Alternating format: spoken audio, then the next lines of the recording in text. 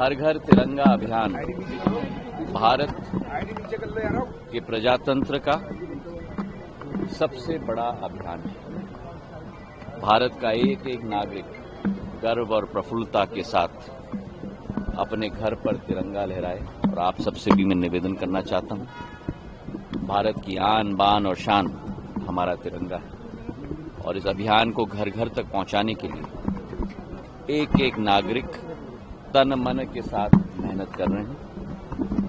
मेरा post office विभाग भी हमारे 1,64,000 डाक घर पूरे देश में तिरंगे को पहुंचाने के लिए अपनी पूरी मेहनत कर रहे हैं। मुझे विश्वास है कि जैसे पिछले वर्षों में करोड़ों झंडों के आधार पर हर व्यक्ति ने अपना मान और सम्मान के आधार पर तिरंगे को अपने घर पे लहराया था, इस वर्ष भी वही स्थिति होगी।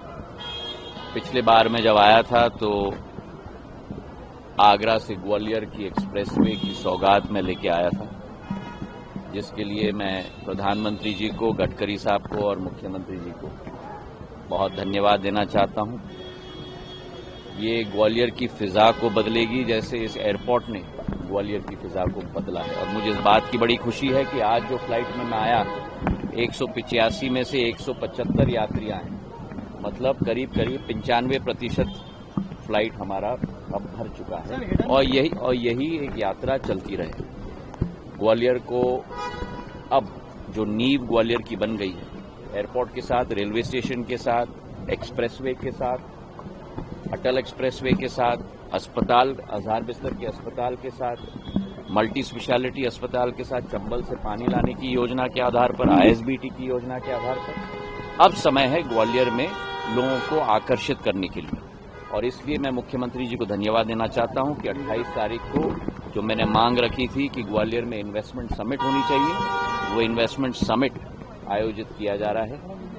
मैं भी कई लोगों से चर्चा कर रहा हूं, मुख्यमंत्री जी भी बंगलुरु गए हैं, मुंबई गए हैं लोगों को आकर्षित करने के लिए। और मुझे विश्वास है कि एक नया भव्य समिट हमारे उद्योगपतियों को आकर्षित करने के लिए ग्वालियर में आयोजित 28 तारीख को हम लोग साथ में मिलकर करेंगे। इसी के साथ सूचना प्रौद्योगिकी क्षेत्र में जो STPI मैंने यहाँ लगवाया था जब मैं केंद्र सूचना प्रौद्योगिकी मंत्री था 2007 और 9 में, वहाँ मैंने मांग रखी है कि एक सेंटर ऑफ एक्सीलेंस STPI की स्कीम के अंतर्गत जो है एक सेंटर ऑफ एक्सीलेंस इस STPI में लगाया जाए ग्वालियर के अंदर। और पूर्ण रूप से हमारे सूचना प्रौद्योगिकी मंत्री अश्विनी वैष्णव जी ने अपना समर्थन दिया है और इससे नए स्टार्टअप ग्वालियर में भी स्थापित होंगे।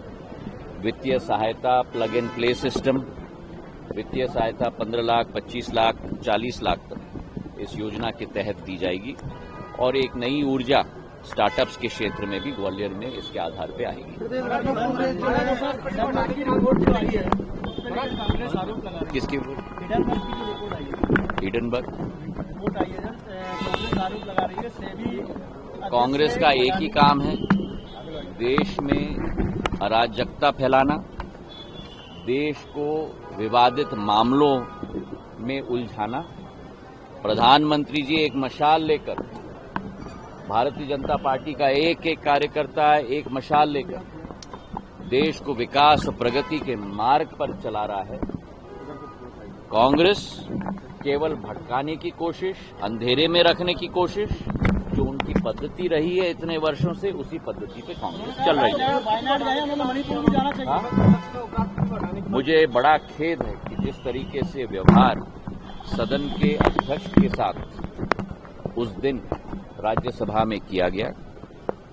सदन के अध्यक्ष केवल सदन के अध्यक्ष नहीं है पर देश के उपराष्ट्रपति हैं, उनके साथ जो बदसलूकी की गई, मैं मानता हूं कि विपक्ष के एक एक व्यक्ति को माफी मांगनी चाहिए, क्योंकि ये अपमान सदन के अध्यक्ष हमारे देश के उपराष्ट्रपति के साथ नहीं है, ये हमारे संविधान के साथ है, ये हमारे तिरंगे के साथ है। और मैं मानता हूं कि जनता सब कुछ समझती है, जो शोरगुल हो रहा है सदन में, जो लोगों का अपमान हो रहा है सदन में, जिस तरीके से 2014 में, 19 में और 24 में जनता ने सबक सिखाया था, आने वाले दिनों में भी जनता उन्हें सबक सिखाते ही जाएगी।